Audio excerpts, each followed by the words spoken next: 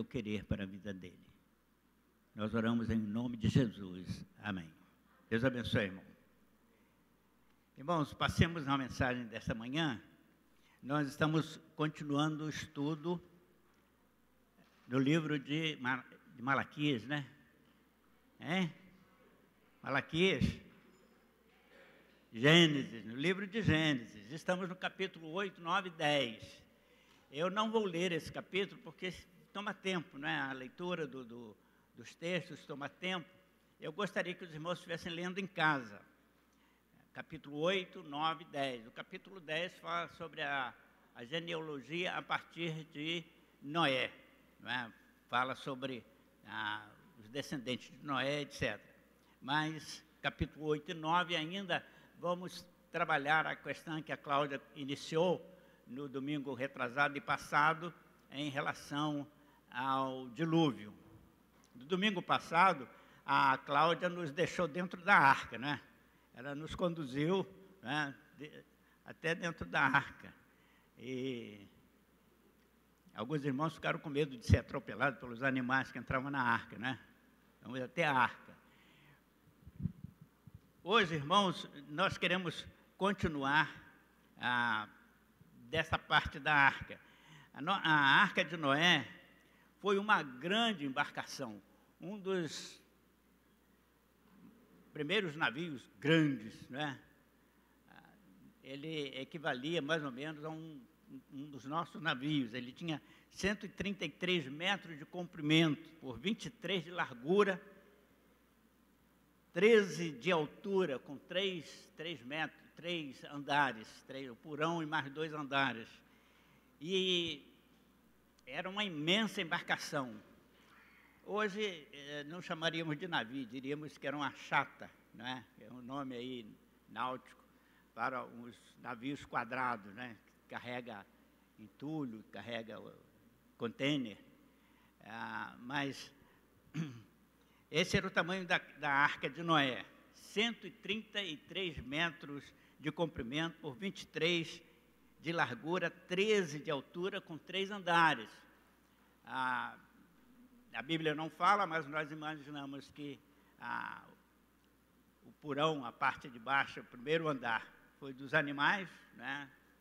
E no segundo pavimento, muito provavelmente, o depósito de alimentos para as 3 famílias e a ração para todos os animais. E o terceiro e último andar, a residência para as 3 famílias, Noé, para as 4 famílias, Noé e os 3 filhos que eram casados. Imagina-se, irmãos, que foram introduzidos na arca 7.000 espécies de animais. 7.000, muita coisa. Pastor, está exagerando, né? Fizemos um cálculo aí, abordei uma pesquisa, não vou citá-la porque não sei se é exata, mas na pesquisa calcula-se pelo metro cúbico, que eu não lembro agora quantos metros cúbicos deu, mas 13.000 ovelhas no tamanho, num porte normal, quer dizer, era grande. E se levarmos em consideração o que a Cláudia falou no domingo passado, os animais eram filhotes. Então, o primeiro andar foi um zoológico de filhotes de animal.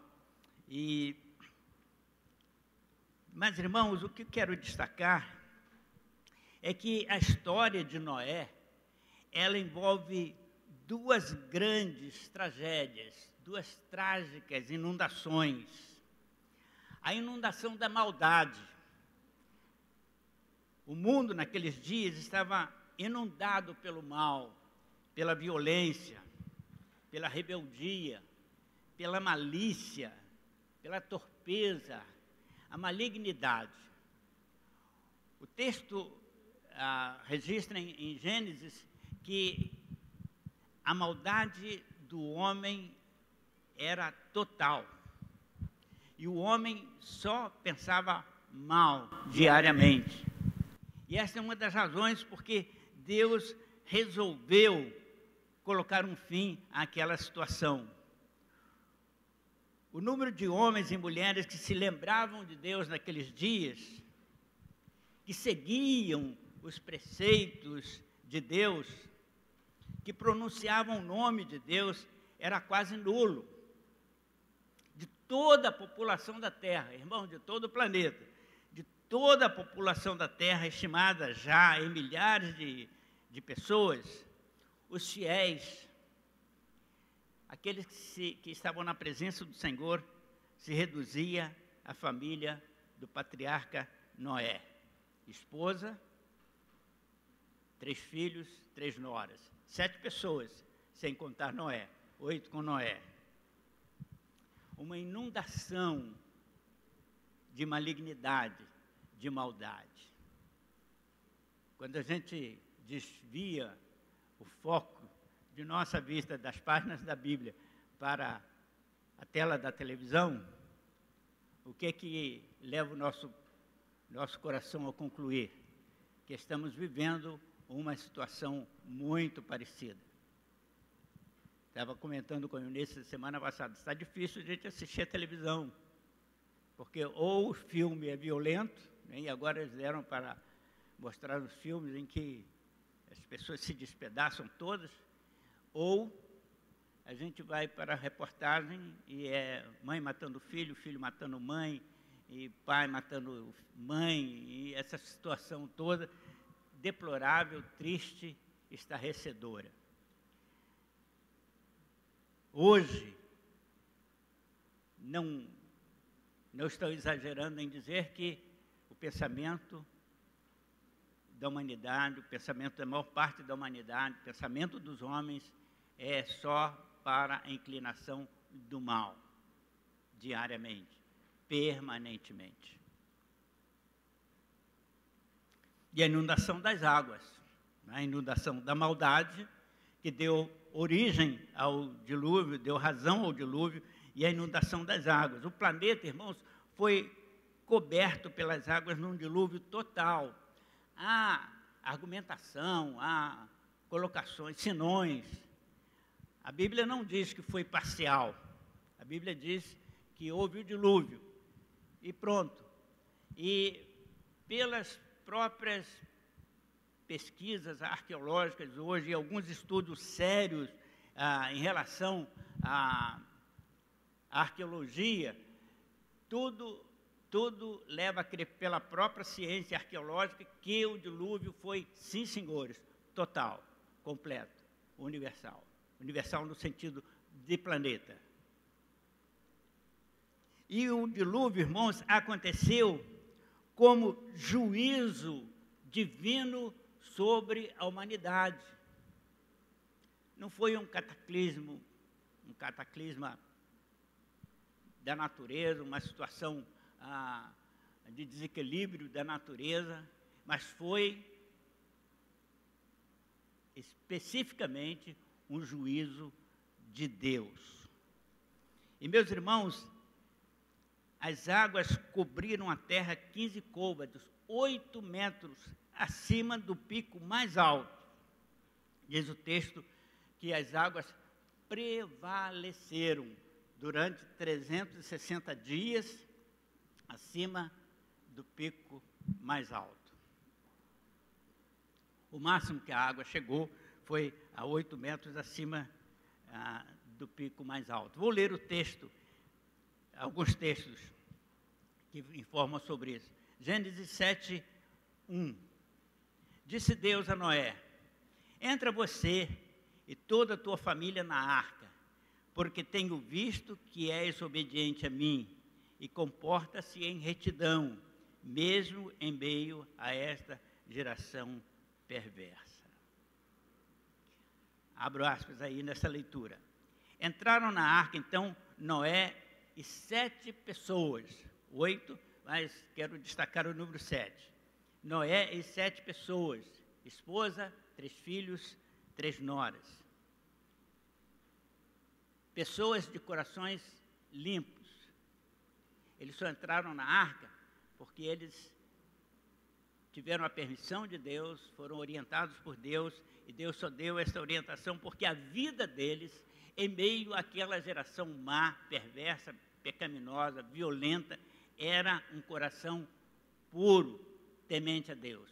Deixa eu destacar, pegando carona no que a Cláudia falou na semana passada, não havia Bíblia para ser lida. Não havia nenhum texto, nenhuma página da Bíblia tinha sido lida. A informação sobre Deus, sobre tudo que já estudamos, a criação, a constituição das famílias, tudo que já estudamos, né? Toda essa informação, incluindo depois deste episódio do dilúvio, também o dilúvio, era oral, era de pai para filho, de filho para filho, de filho para filho, sim. Então, era oral. As famílias, eu disse, e isso aí eu disse uns 2 ou 3 domingos atrás, as famílias tinham isso como compromisso de honra. Falar sobre Deus, testemunhar sobre Deus, sobre o que Deus tinha feito aos seus antepassados, e marcar profundamente no coração dos filhos a palavra de Deus. Antes de fechar as aspas, irmão, é assim que você age com seu filho. Você tem a Bíblia na mão, você tem o texto impresso. Além dessas informações que Noé tinha, que Noé recebeu dos pais e depois foi passando, além dessas mesmas informações, você tem as informações proféticas, tem uma série de outras informações, e quando pensamos no Novo Testamento, orientações do Espírito de Deus, nos textos do Novo Testamento, para nortear a sua vida. Você tem passado isso para o seu filho, para a sua filha, para aqueles que vão ficar no seu lugar? Às vezes eu fico, conversamos lá em casa, só eu e Eunice, né, sobre o nosso final de vida, a nossa década final. E aí ficamos lembrando dos netos, daqueles que vamos ficar. E a gente fica considerando se fizemos direito, se ministramos direito, se eles vão seguir aquilo que...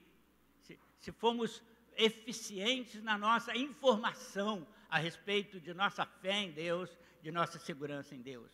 É compromisso do pai, da mãe crente, sim, senhores. Sim, senhores. E eu costumo dizer, e dizia lá em casa, e tenho repetido do púlpito da igreja, que enquanto o filho, tenha a idade que for, estiver debaixo do teto, ele precisa ouvir do patriarca, sim, senhores. Gostando ou não, crendo ou não, ouvir. O papai e a mamãe precisam chamar um mocinho de 35 anos, 40, mas que está lá comendo feijão do papai, para estar à mesa em oração, para ouvir a leitura da palavra. Os filhos de Noé tinham 100 anos, quando o dilúvio aconteceu, e tinha que ouvir Noé. Tinha que ouvir Noé. Entraram também na arca com Noé, irmãos, além das 7 pessoas, 7 pares de cada ave limpa. A Cláudia falou sobre isso na semana passada, mas eu estou querendo destacar o número 7, que é o número da perfeição. O número da perfeição. Também 7 pares de animais limpos. Os impuros foram preservados, mas aí não foram 7. Foi um casal só de cada animal. O porco, um casal, uma porca e um porco. Os animais de unha fendidas, um casal de cada um deles. Mas aves e animais limpos, 7 animais.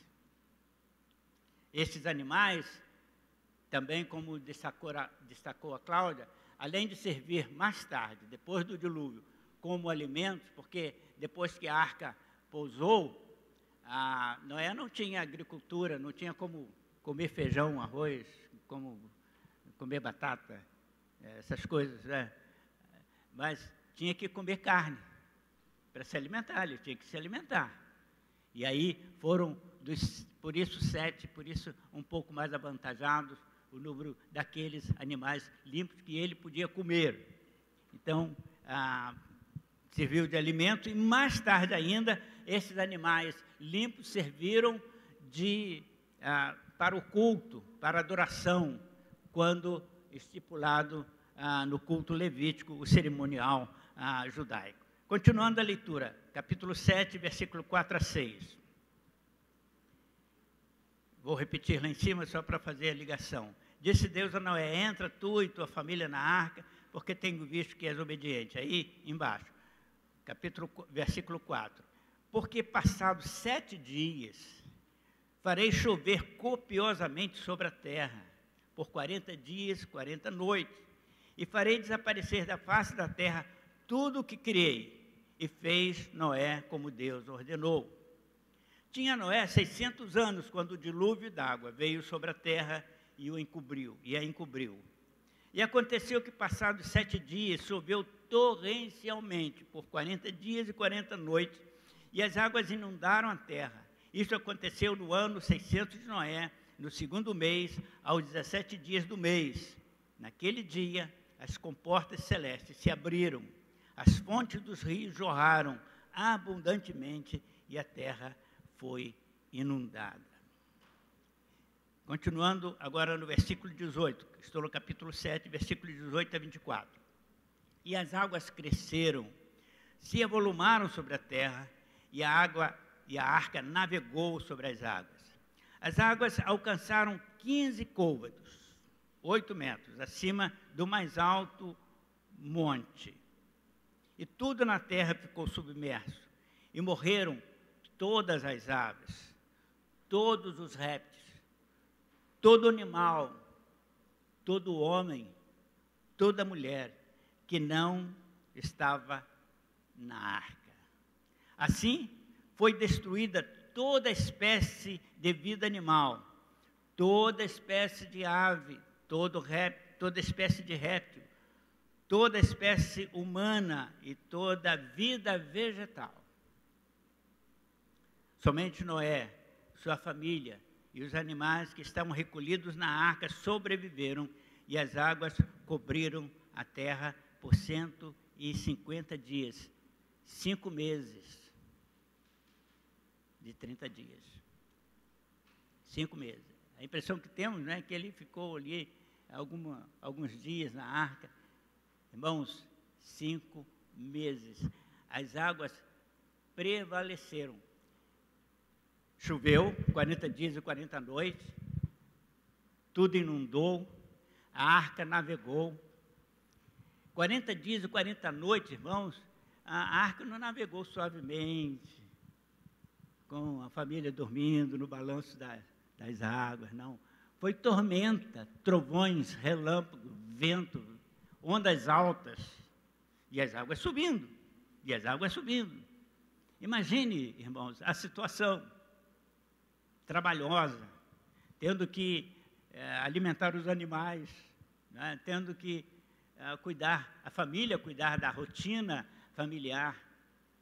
Durante 40 dias eles passaram a tormenta. Agora, depois, completaram 5 meses, depois de 40 dias, então a água serenou, começou muito provavelmente um ventinho, e destacando o que a Cláudia disse, eles não estavam lá no tombadilho do navio, lá na cobertura, tomando um solzinho lá.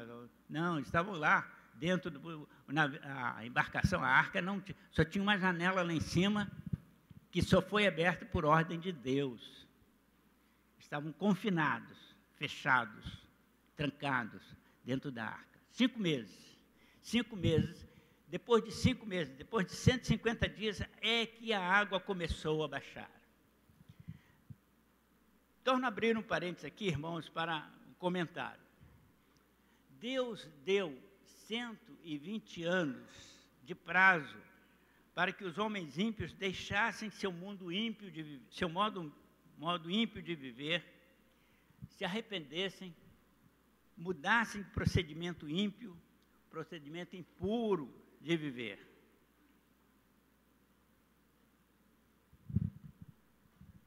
A impressão que a gente tem quando lê o texto é que foram 120 anos construindo a arca. Não. A arca foi construída mais próximo do dilúvio. Noé não precisava de 120 anos, mesmo que fosse ele e os 3 filhos só, não precisava desse tempo todo para construir a arca. Uma outra situação, ele não cortaria a árvore 120 anos antes e a árvore perduraria, porque o mundo era o mundo que está aí, as árvores eram como está aí. Isso me diz, irmãos, porque lá no Novo Testamento nós temos a informação de que Noé era pregoeiro. O que é pregoeiro? Pregador da palavra. Noé era pregador da palavra, anunciador do dilúvio. Noé saía pelas cidades, porque o texto não diz que era só uma cidade. Os filhos de Deus se misturaram com a filha dos homens e ficou uma mistura só, uma carnalidade só, mas isso informa que havia várias cidades. Ele ia cidade por cidade anunciando o juízo, anunciando o dilúvio. E deixa destacar que até então, pelo menos alguns autores dizem que já chovia, outros dizem, como a Cláudia citou, que só havia um orvalho. Alguns já li vários autores, e não entrei na defesa nem de um nem de outro, mas uma coisa é certíssima: não tinha acontecido ainda nenhuma enchente. E Noé sai anunciando isso. Nunca ninguém tinha visto chover tanto, torrencialmente. E o texto diz que as janelas do céu se abriram e jorrou água. Muito provavelmente os primeiros até pedra, né? Chuva de pedra, como a gente tem visto hoje. As nuvens carregadas e choveu. E as fontes das águas, os rios, começaram a jorrar muito mais água. Agora, vamos analisar isso aqui, irmãos, essa situação. É possível? Quando lemos lá no texto de Gênesis capítulo 1, o início do texto do nosso estudo, como é que era o mundo antes do Senhor separar as trevas da luz, a luz das trevas? Como é que era o mundo? Lá na terra era sem forma e vazia, e o Espírito de Deus pairava sobre o quê? Sobre as águas. Então, o planeta Terra era um planeta d'água. Era água. Havia água, muito provavelmente, no estado sólido, no estado gasoso, porque estava tudo encoberto. O Senhor precisou fazer separação entre trevas e luz, não é? O sol já existia. No princípio criou Deus os céus e a terra. Não é? O céu já existia, estava lá no firmamento. Ele só foi aparecer no 4º dia, mas numa situação de vermos a arrumação que Deus fez daqui para lá. De lá para cá, o sol já estava brilhando. A terra estava coberta por névoa, por água no estado gasoso. Mas havia também o estado líquido. Havia toda uma situação de decomposição, de transformação das águas. E aí o que fez? O Espírito de Deus separou e fez aparecer a porção seca. Todos nós, isso não é novidade nenhuma, principalmente o pessoal que vem do interior, não é? Você não tem um rio por perto, não tem a SEDAI para te servir de água, o que você faz? O que faz? Não tem SEDAI, não tem um rio por perto, fura um poço. O meu poço lá em Jaconé tem 38 metros de profundidade. Nunca faltou água lá em casa. Tem um lençol d'água debaixo da nossa residência, lá, 30 e poucos metros de profundidade. Nunca faltou água, nunca. Água para toda despesa. Todos nós sabemos que encontramos águas nas profundezas da terra. Mas aquela água que estava lá, Deus fez com que ela brotasse. Então, as fontes, os rios começaram a transbordar, a invadir as cidades. As águas foram subindo e aconteceu o dilúvio. 120 anos, irmãos, foi o prazo que o Senhor deu para os homens acreditarem na mensagem de Adão, de Noé. E eles, como é que eu entendo aquela situação ali? Vocês estão lembrados que Deus deu o projeto da arca, ou não? Noé fez 3 andares porque ele quis? Não, o Senhor Deus, o Senhor disse, faça de tal tamanho, comprimento, largura e altura. E ainda foi detalhista em dizer, faça 3 andares, que ele poderia fazer com 13 metros de altura, mas um pavilhão só. Faça 3 andares, 3 pisos. Como é que, se houvesse 100 pessoas que acreditassem na mensagem de Noé, como é que Noé ia acomodar aquelas famílias? 100 famílias. Como é que Noé ia acomodar aquelas famílias dentro da arca? Qual seria a solução? Outras arcas. Então, o que Noé estava pregando é, gente, vai haver o dilúvio. Deus vai julgar a terra, vai julgar a humanidade, Ele vai destruir tudo. Vocês precisam crer nessa mensagem, mudar o procedimento, mudar de vida, permanecerem diante do Senhor, tementes a Deus e construir a sua arca. Não está no texto, mas é uma dedução óbvia. Construa a sua arca para a sua família. Jorge, faça a sua arca para a sua família. Você, esposa, filhos mais próximos. Mas o que aconteceu, irmãos? Não acreditaram. Não acreditaram. Eu imagino, eu fiz aqui um esboço, um comentário da mensagem de Noé, a mensagem que eu pregaria. Arrependam-se de seus pecados. Creiam em mim, o Senhor vai inundar a terra com um dilúvio d'água. Eu tenho a planta do projeto enviado por Deus para a arca da salvação de vocês. Arrependam-se, mudem o modo de proceder, construam a sua arca. Eles não creram, não construíram e pereceram. 120 anos, irmãos. Ninguém levou a mensagem de Noé a sério. Aliás, deixa eu fazer uma correção.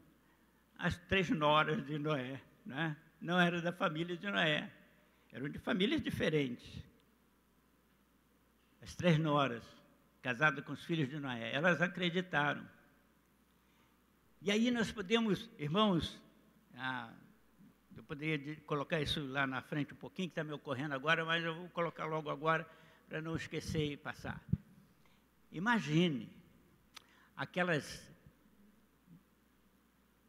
senhoras, jovens senhoras, né? Deveria ser jovem lá com 100 e poucos anos, né? Jovens senhoras para a ocasião. Elas tinham famílias, pai, mãe, irmão, primo, tio. Tinham parentes que pereceram no dilúvio, porque não creram.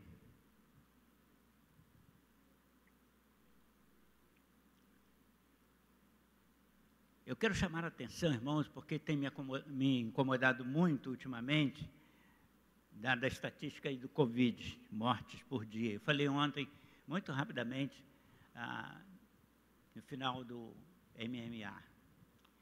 Estamos aí, se já não alcançamos, estamos bem próximos de 4.000 mortes por dia. Equivale a 28.000 mortos por semana.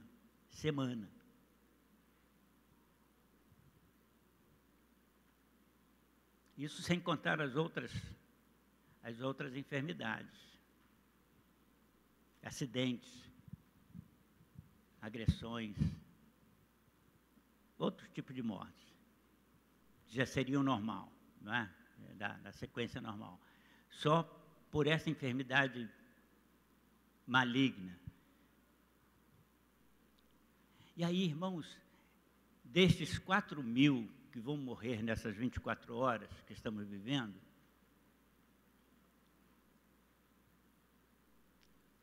Quantos têm esperança de salvação? Quantos são salvos? Quantas almas? Porque a vida, irmãos, não é nascer, viver e morrer. Nós cremos que a vida vai além disso. Eu creio que a irmã que foi sepultada ontem, a irmã Ildefonso, ela voou daqui para a presença do Senhor. E imediatamente, quando a enfermidade fez com que o coração dela parasse, ela parou de respirar, a alma dessa irmã entrou de posse, entrou em conhecimento do que é o céu.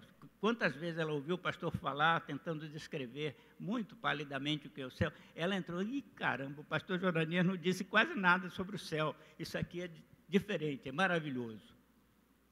O espírito dela voltou para Deus, e ela, nesse instante, está aguardando, ela, a irmã Zerenil e tantos outros, não é, que foram, e que têm ido. Estão aguardando, irmãos, a ressurreição do corpo para viver alma, corpo, espírito, alma e corpo fisicamente, eternamente. Os irmãos creem nisso? Creem? Agora, o seu filho que não é crente, sua filha que não é crente, o seu primo, seu esposo, sua esposa, o seu pai, sua mãe, também viverão, mas em um outro lugar diferente. Vamos mostrar um pouco à frente. Isso significa, irmãos, que nós precisamos tomar posição. Tomar posição. Estava ouvindo o irmão João, jovem, que pregou ontem, dando testemunho aqui, da pessoa que trabalhou com ele lá fora da igreja. Lá fora da igreja. Ele não entraria aqui, ele não gostaria de entrar aqui, ele não suportava. Mas a pessoa acompanhou, zelou, cuidou, cultivou, regou, chegou adubo junto, adubo espiritual, trabalhou, até que o João floresceu. Eu ia dizer que João ele transformou em uma rosa, mas rosa não, é um cravo mesmo, né?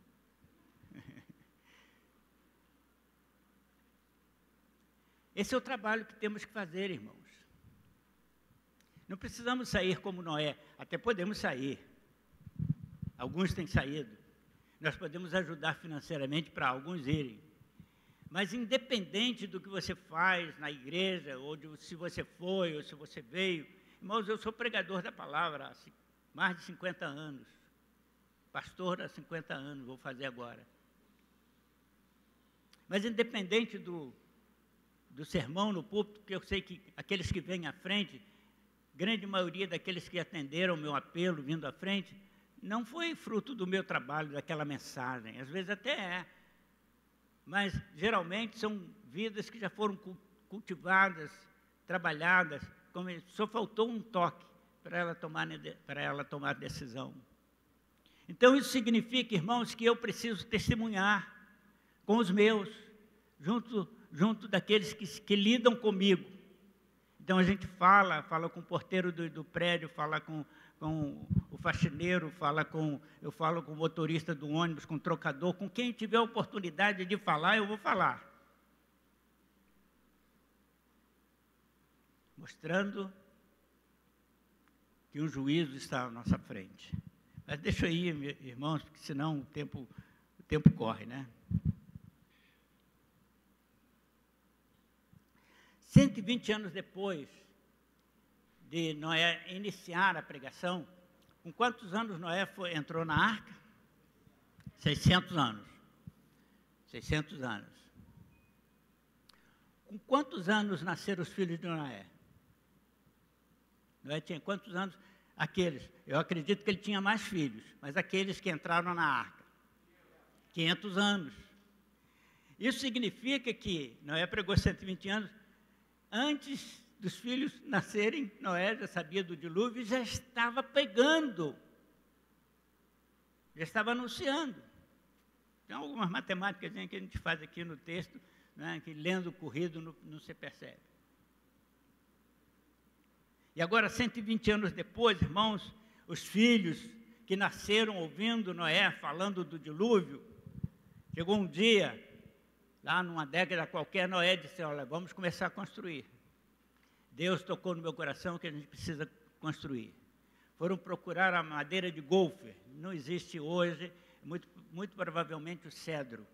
Foram procurar na mata o cedro, cortar, trabalhar, preparar a arca. Levaram tempo.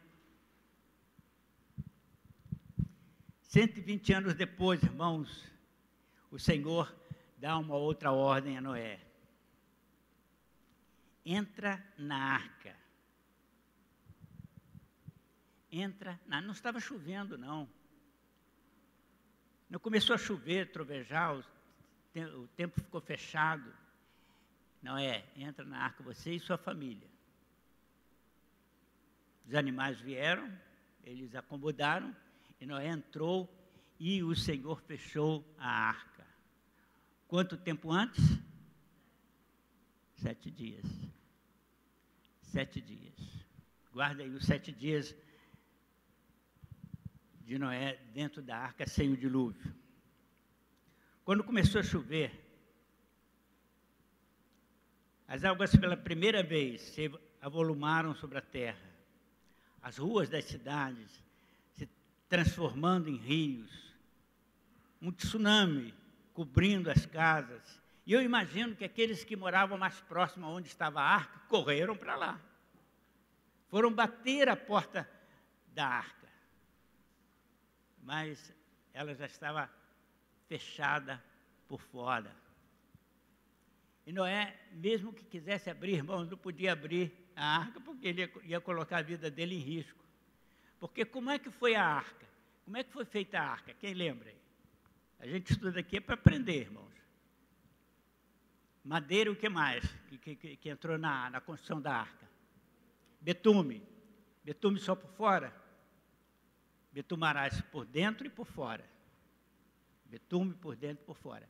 O betume fechava as fendas entre as toras.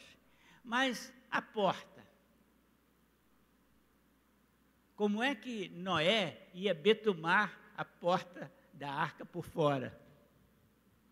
Ele ia betumar por dentro, mas a pressão da água, a pressão das ondas.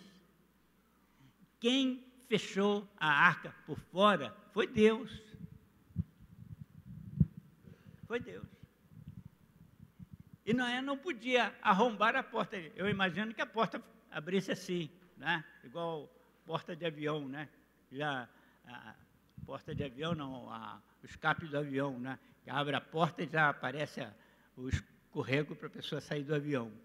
Eu imagino que a porta serviu de rampa para os animais entrarem e depois para ele sair. Então era ele empurrar. Imagina as noras, né? Meu pai, minha mãe, a voz da minha mãe, do meu irmão. Mas a arca estava fechada por fora 7 dias antes do dilúvio acontecer, irmão. 7 dias antes. Irmãos, o dilúvio foi o castigo divino sobre o mundo ímpio, uma humanidade ímpia e um castigo de proporções planetárias. Chamamos, irmãos, a atenção dos irmãos agora para o texto do Novo Testamento.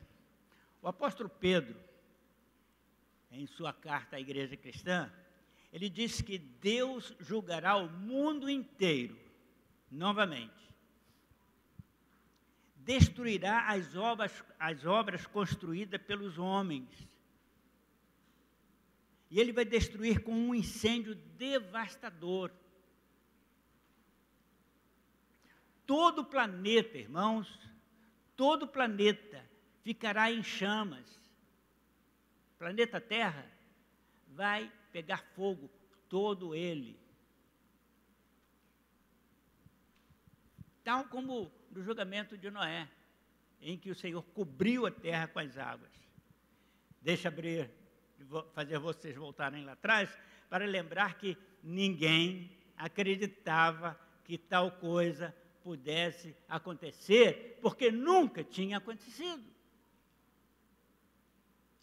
Hoje nós até podemos ter uma ideia, Porque de vez em quando a gente assiste incêndios aí nos Estados Unidos que devastam as cidades. Se entra pela cidade, acaba com a cidade. Os bombeiros, ao invés de correr para apagar o incêndio, eles estão violentos a tal ordem que as equipes vão para evacuar a cidade, para tirar as pessoas de suas casas e levar para um lugar de segurança. Porque a ideia é que a cidade acabe por completa. E isso acontece. Vimos aí, recente, no Brasil, as nossas matas queimando. E o incêndio ali do Pantanal só chegou ao fim porque choveu. Porque não tinha bombeiro para apagar aquele incêndio, não. Não tinha condição. Aviões jogando água, nada resolvia, irmão. Nem ia resolver. Providência de Deus. Choveu e apagou. Então temos uma ideia. Mas, irmãos, multiplique por 1000. Isso que vocês já viram no noticiário. Para imaginar a Terra. Um incêndio total no planeta. É isso que vai acontecer, como juízo de Deus. Agora, irmãos, pensem em Noé pregando 120 anos e as pessoas não crendo. Nós já estamos pregando, como igreja cristã, há 2000 anos. Há 2000 anos que falamos sobre esse acontecimento. Tem aproximadamente 2000 anos que Pedro escreveu com todas as letras o que vou ler agora. 2 Pedro 3, versículo 3, 7 e 10 e 17. Desculpe. 3, 7 a 10 e 17. Saibam que nos últimos dias, escarnecedores, com suas almas cheias de pecado, escarnecerão, não acreditando nesta palavra de aviso. Mas os céus e a terra que agora existem pela mesma palavra que os criou, aguardam o dia do juízo. A mesma palavra do Senhor que criou. Quem é que falou quando o mundo se criou? Hein? Quem foi que falou? No princípio era o Verbo. O Verbo estava com Deus. O Verbo era Deus. João 1, 1 e 2. Quem é esse Verbo? Jesus. Jesus. Pode dizer que é Jesus. Era o Filho de Deus, era o Espírito de Deus, que encarnou e recebeu o nome de Jesus. E nós podemos dizer, é Jesus. Porque é Jesus que virá, irmãos, para julgar as nações e depois para botar fim a tudo. Isso aí, essa situação de Pedro está descrevendo o juízo final. Então, há 2000 anos, irmãos, os seguidores de Jesus, a igreja cristã, têm anunciado. Então, vamos lá, novamente. Mas os céus e a terra que agora existem pela mesma palavra, aguardam o dia do juízo, o dia da perdição dos homens ímpios, e se reserva para o fogo. O que se reserva para o fogo? A terra. Queridos, ainda continuou Pedro, não desconheçam isso. Um dia para Deus é como 1000 anos, e 1000 anos como um dia. Ele não está retardando o cumprimento dessa promessa, ainda que alguns duvidem. Alguns, mesmo que alguns duvidem que ela seja possível, seja real.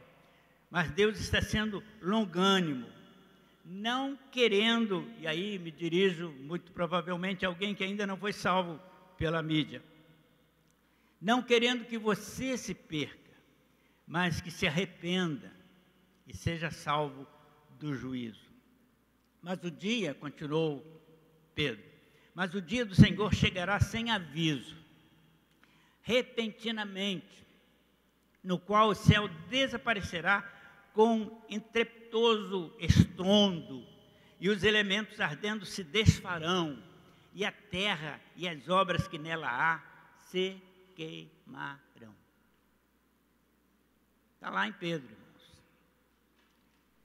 E aí Pedro faz o apelo: amados, tomando conhecimento disto de antemão, guardai-vos de que, envolvidos pelo engano dos homens abomináveis, descaiais da vossa fé. Pedro estava escrevendo à igreja, e ele então faz um apelo à igreja.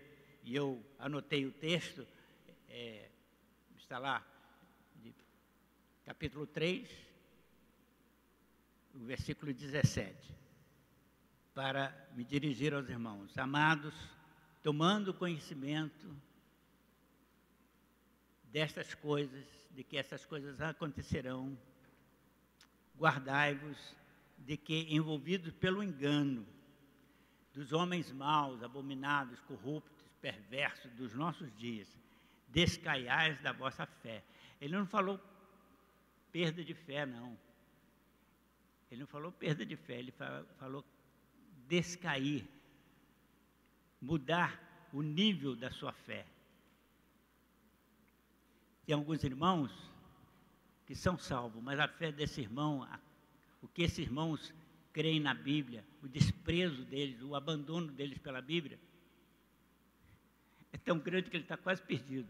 Ele só não está perdido porque Deus disse que a salvação não se perde. Mas isso vai ter consequência lá na frente. Muito provavelmente esse é um outro sermão. Leio Mateus 24, já indo para o encerramento. Irmãos, já vou ler alguns textos que falam sobre isso que está no nosso futuro e que é do nosso interesse como igreja. Mateus 24, versículo 3, versículo de 6 a 8, versículo 12, 14, 25, 37 a 42. Está ali, muito provavelmente o irmão pode botar isso na mídia, senão depois eu dou aos irmãos. Estando Jesus assentado no Monte das Oliveiras, os discípulos se aproximaram e pediram: Senhor, diz-nos quando acontecerão estas coisas, que sinal haverá da tua vinda e do fim do mundo? Vocês que estão me ouvindo pela mídia, fim do mundo, é bíblico. Respondendo, Jesus disse: ouvireis de guerras, rumores de guerras, nação se levantando contra nação, reino contra reino. Haverá peste, enfermidades, fome, terremotos. Essas coisas serão apenas o princípio das dores. A iniquidade vai se multiplicar, o amor de muitos esfriará. E este evangelho do reino será anunciado em todo o mundo, para testemunho, aspas, para aviso de todos os povos, e então virá o fim. Eis que eu vou-lo tenho anunciado, avisado. Irmãos, eu prego muito sobre esse texto, os irmãos aí, Nádia, Alfredo, esses irmãos aí que estão aí, desde que eu cheguei aqui, devem lembrar, né? Não sei se contaram quantas vezes eu preguei nesse texto. Mas, irmãos, tem uma diferença no meu sentimento pessoal hoje, daqueles 30 e poucos anos atrás, quando aqui cheguei. É que hoje, irmãos, eu estou vendo que o evangelho do reino está sendo pregado já em todo o mundo, para testemunho de todos os povos. A mídia está aí. Estamos falando nesse momento, pessoas lá na Alemanha estão nos vendo e ouvindo. Quantos mais que eu nem sei. Amigos lá no sul da Argentina estão me vendo e ouvindo. Pastor Moisés Risson. Estamos além fronteira, irmãos. Estamos indo longe. Estou falando da nossa igreja, humilde. Não é uma igreja poderosa na transmissão. Outras igrejas, outras potências estão indo, estão avançando. O mundo está sendo alcançado, está sendo evangelizado. Mesmo que não tenha detalhes doutrinários, o mundo está sendo avisado de que o fim se aproxima. Sim, senhores. E querem uma prova? Observe os filmes que estão acontecendo, falando sobre o final. Eles botam uma outra versão, botam uma outra direção, uma outra mensagem, mas, na verdade, eles estão falando daquilo que a Bíblia diz que vai acontecer.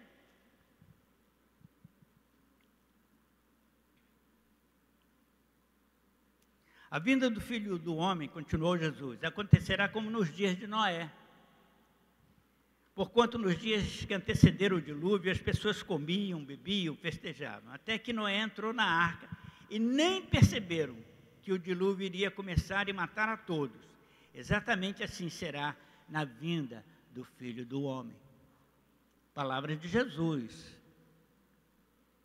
Estando dois no campo, continuou Jesus, um será arrebatado, outro não. Duas estarão numa moenda trabalhando, uma será levada, outra ficará. Duas pessoas estarão dormindo na mesma cama, uma será levada, outra deixada para trás. Vigiai, pois, porque não sabeis a que horas o Senhor virá. Ainda 1 Coríntios, capítulo 15, versículos 51 e 52, e Tessalonicenses, 2 Tessalonicenses 4, 14. Não se preocupe que já estou encerrando. Eis que vos digo algo sobrenatural, algo que será sobrenatural. Nem todos morreremos, alguns serão transformados. Será repentino, num abrir e fechar de olhos, ante a última trombeta, porquanto a trombeta soará, e os mortos ressuscitarão incorruptíveis, e os vivos terão seus corpos transformados. Porque se cremos que Jesus morreu e ressuscitou, assim também cremos que aqueles que morreram salvos por Cristo, Deus os tornará a trazer com Ele. Digo-vos isso pela palavra do Senhor.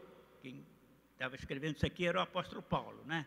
Digo-vos isso pela palavra do Senhor, que aqueles que estiverem vivos no dia da vinda do Senhor, não precederão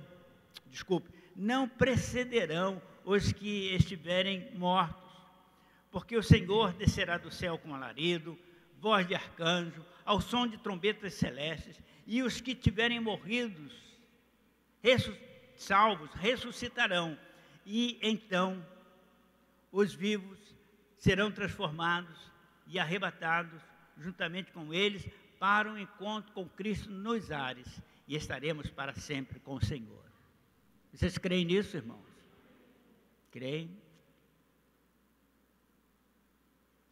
Meus irmãos, Deus Ele não é indiferente.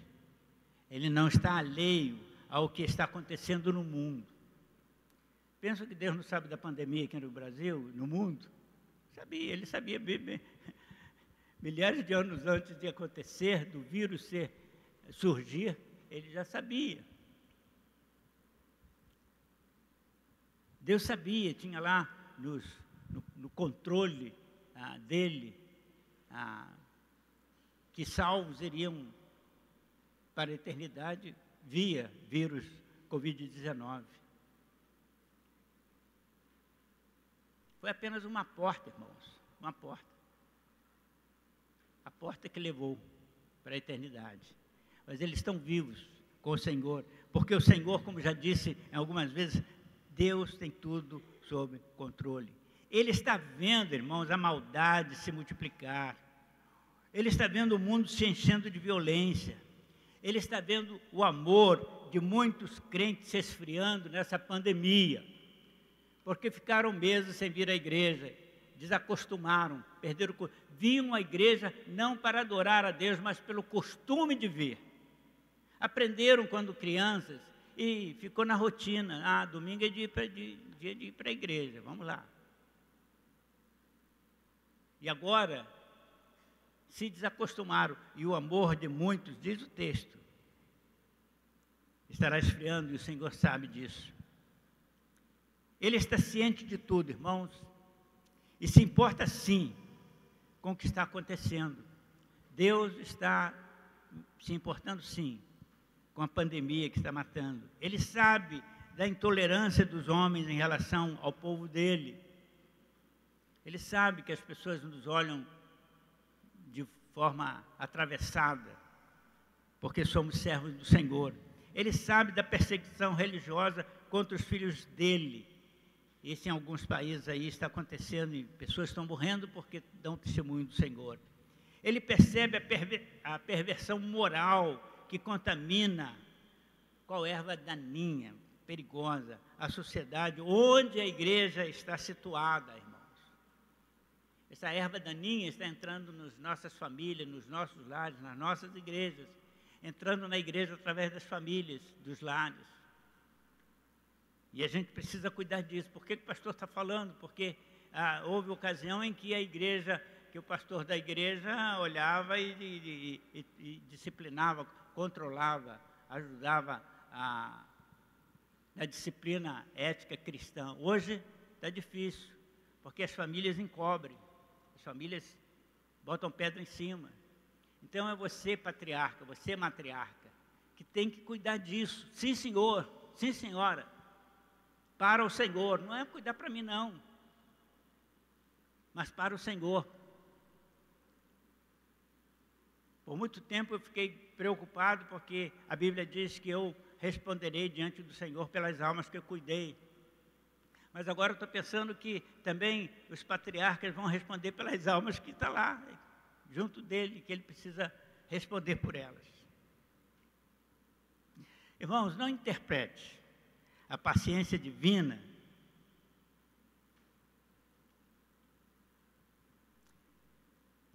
como frouxidão de Deus. Deus não muda, não. O que ele disse no passado ainda está valendo. Ele disse lá no Éden, antes do homem pecar. O que ele disse lá para Adão? No dia em que você desobedecer, ele disse em outras palavras, né, usando a figura do fruto. Mas ele disse, olha, no dia em que você desobedecer, não toque, não coma daquela árvore ali não. Porque no dia em que você desobedecer, você morre. Depois, mais tarde, Ezequiel, o profeta, repete mais ou menos a mesma palavra. E ele diz da seguinte forma, interpretando a voz de Deus: todas as almas são minhas, todas as almas são minhas. A alma do Pai e a alma do Filho. Mas a alma que pecar morrerá. Então a alma do ímpio pertence ao Senhor, sabia disso? A alma do homem não salvo, do homem perverso, desse homem mau, que a gente aplaude quando a polícia mata aí na rua. Tem crente aplaudindo aí. De vez em quando eu escuto a notícia e falo para ele, que pena. Eu falo ironicamente, que pena, morreu mais um bandido. Mas na verdade é pena mesmo, porque foi para o inferno. Mas essas almas são do Senhor. Só que ele é enfático em dizer, a alma que pecar, morre. Deus não mudou, irmãos, Deus não mudou. Vou finalizar.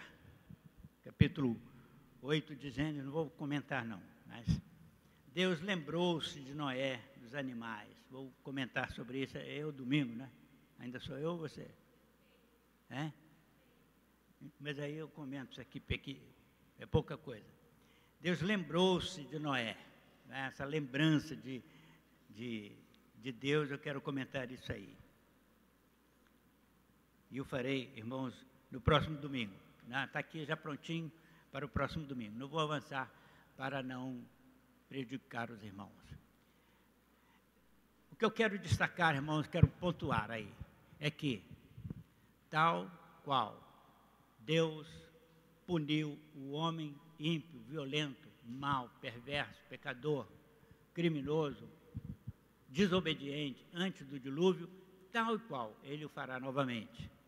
Só que agora será pelo fogo. Mas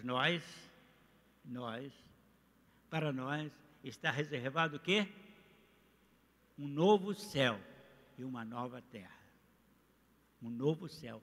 É um novo céu sim, irmãos, uma nova terra sim, um novo planeta sim, nós vamos ser levados para lá. Eu defendo que este aqui vai vir um lago de fogo. Porque Jesus falou do lago de fogo, mas não disse onde é esse lago do fogo. Então só pode ser aqui. Porque no juízo ele disse, vinde bendito de meu Pai, afastai-vos de mim, malditos. Então se é vinde, é porque eu vou acompanhar ele. Nós vamos acompanhá-lo. E acompanhá-lo para um novo céu e uma nova terra. E não está tão distante da ciência, que há pouco tempo aí, acho que foi em 18 ou 19, e os homens da ciência aí, da astronomia, aí bateram palma. Descobrimos aí uma série de planetas igualzinho à Terra. E aí? Eu já sei disso há muitos anos. Eu sei disso há muito tempo, que o Senhor tem já. Porque não está preparando agora, não. O que é que Jesus disse? O reino que vos está preparado desde a fundação do mundo. Então já foi preparado lá. Porque Deus tem tudo sob controle. Que Deus nos abençoe mais. Vamos orar. Pai, te agradecemos por esse dia, pelo privilégio desse encontro e a oportunidade feliz, Pai, de falar dessas coisas, tanto do passado quanto do nosso futuro. E, Senhor, enchermos o nosso coração de esperança, Senhor, em dias futuros, eternos, em que estaremos além das privações dessa vida. Nós te agradecemos, ó Pai, pelo teu carinho em nos informar sobre essas coisas. Oramos em nome de Jesus. Amém.